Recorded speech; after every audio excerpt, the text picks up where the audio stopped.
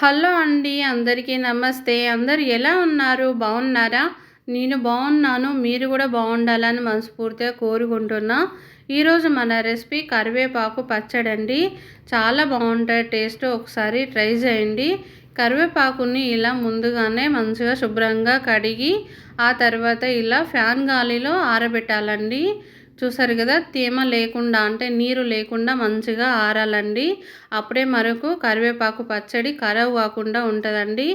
ఈ పచ్చడి దాదాపు ఒక నెల 2 నెలల వరకు కూడా నిల్వ ఉంటుంది. ఎందుకంటే వాటర్ ఏమి వేయం కాబట్టి చాలా రోజులు నిల్వ ఉంటుందండి. ఒకసారి ట్రై చేయండి. ముందుగా ఇలా స్టవ్ వెలిగించుకొని గిన్నె పెట్టుకున్నాను. గిన్నె కొంచెం వేడైనాక 2 స్పూన్ల ఆయిల్ వేసుకొని అది కూడా కొంచెం వేడైనాక 2 స్పూన్ల పచ్చనిగపప్పు అండి. ఆ తర్వాత 1 స్పూను మినప్పప్పు కూడా వేసుకోవాలి. ఈ పప్పులన్నీ వేయడం వల్ల ఫ్లేవర్ బాగుంటుంది, అందుకని వేసుకోవాలి.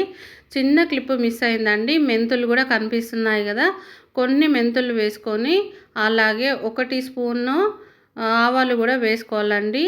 చూడండి, వీటన్నిటిని ఒక్కసారి కలుపుకుందాము. మెంతులు వేయడము కొన్ని వేసుకోవాలండి. ఎక్కువగా వేసుకున్నామంటే మళ్ళీ చేదొచ్చేస్తుంది, అందుకని కొన్ని మెంతులు వేసుకోవాలి. చూడండి, ఇలా ఒకసారి కలుపుకున్న తర్వాత మళ్ళీ 1 స్పూను జీలకర్ర, ఇవి కూడా కొంచెం వేగిన తర్వాత అప్పుడు ధనియాలు కూడా వేసుకోవాలండి. ధనియాలు కొంచెం తొందరగా వేగుతాయి కదా, అందుకని కొంచెం లాస్ట్కు వేసుకోవాలి. ఈ పప్పులన్నిటిని కూడా మంచిగా అసలు మాడకుండా వేయించుకోవాలండి. చూసారు కదా, ఆ తర్వాత ఇలా 1 స్పూను ధనియాలు కూడా వేసుకొని మంచిగా వేయించుకుందాము. సిమ్లో పెట్టి వేయించుకోవాలండి, లేదంటే మాడిపోతాయి అన్నమాట పప్పులన్నీ. అలా మాడిపోతే టేస్ట్ బాగోదు, అందుకని సిమ్లో పెట్టి స్లోగా వేయించుకోండి.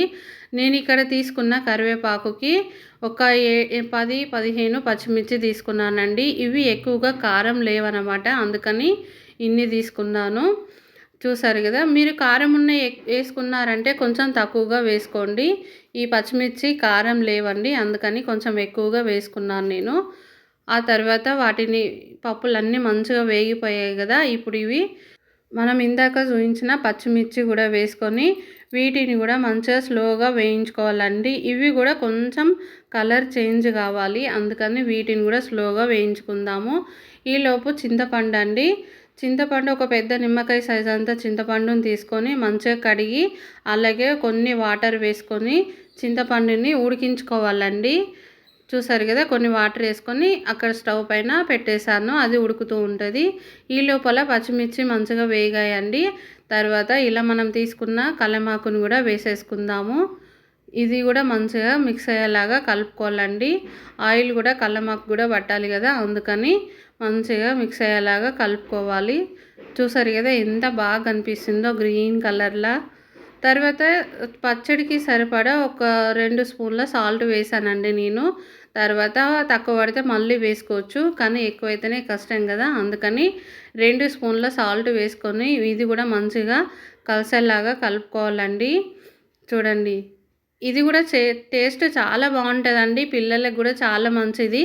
కల్లెమాకు ఏ కూరలో వేసి పెట్టినా కూడా వాళ్ళు వేరేస్తూ ఉంటారు కదా, తీసి పక్కకు పెడతారు. కానీ ఇలా పచ్చడి చేసి పెట్టామంటే అసలు కల్లెమాకు పచ్చడి అని వాళ్ళకు తెలియదండి టేస్ట్. కరివేపాకు వాసన అనేది రాదన్నమాట. చాలా బాగుంటుంది ఇట్లా చేసుకుంటే, వాళ్ళు కూడా ఇష్టంగా తింటారు. ఎలాంటి దానికైనా బాగుంటుందండి. చపాతీ, పూరి, అలాగే దోశలలోకి కూడా చాలా బాగుంటుంది. అన్నంలో కూడా బాగుంటుందండి.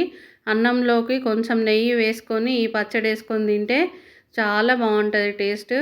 జ్వరం వచ్చినప్పుడు ఇలాంటి పచ్చళ్ళు తింటే అయితే ఇంకా బాగుంటుందండి. మంచిగా తినాలనిపిస్తూ ఉంటుంది. ఒకసారి ట్రై చేయండి. కల్లెమాకు వేసుకున్న తర్వాత కొంచెం వేడైనాక తర్వాత 1 స్పూను పసుపు కూడా వేసుకొని మంచిగా వేయించానండి.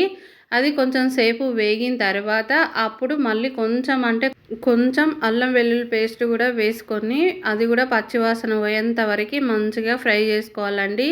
చూసారు కదా, పచ్చడి అంతా ఎంత బాగా వేగిపోయిందో. అలాగే కల్లెమాకు కూడా బాగా వేగిందండి. ఇలా వేగితే సరిపోతుంది. ఇప్పుడు స్టవ్ ఆఫ్ చేసి ఇది చల్లగా కావాలి కదండి, మిక్సీ వేసుకోవాలంటే. రోట్లో రుబ్బుకుంటే అయితే ఇంకా బాగుంటుందండి, కానీ నేను రోట్లో వేయలేదు, మిక్సీలోనే వేసుకున్నాను. మన చింతపండు కూడా మంచిగా ఉడికిందండి. తీసి పక్కకు అది కూడా చల్లరనివ్వాలి. ఇవన్నీ ఇందాక తీసుకున్న కల్లమాకుని ఒక్కసారి మిక్సీ జార్లో వేసుకొని బరకగా రుబ్బుకున్న తర్వాత మనం ఇందాక చింతపండును కూడా ఉడికించుకున్నాం కదండి, అది కూడా వాటర్తో సహా వేసుకొని ఇలా కొంచెం బరకలాగా పేస్ట్ చేసేసుకోవాలండి. చూసారు కదా. ఆ తర్వాత దానికి తాలింపు వేసుకుందాము. తాలింపు గిన్నె పెట్టుకొని కొంచెం ఆయిల్ వేసుకొని ఆవాలు జీలకర్ర వేసుకుందామండి. వెల్లుల్లి రెబ్బలు కూడా 2 వేసుకొని అవి వేగిన తర్వాత మళ్ళీ కల్లెమాకు పచ్చడిలో వేసేసుకుందాము. తాలింపు మీ ఇష్టం అండి, ఇష్టం ఉంటే వేసుకోవచ్చు, లేదంటే అలా కూడా బాగుంటాయి టేస్ట్. మీకు నచ్చినట్లయితే లైక్ చేయండి, షేర్ చేయండి, మన ఛానల్ని సబ్స్క్రైబ్ చేసుకోండి. చూసారు కదా, కరివేపాకు పచ్చడి రెడీ అండి. ఎంత బాగుందో చూడండి. మరొక వీడియోలో మళ్ళీ కలుద్దాం. అంతవరకు సెలవు.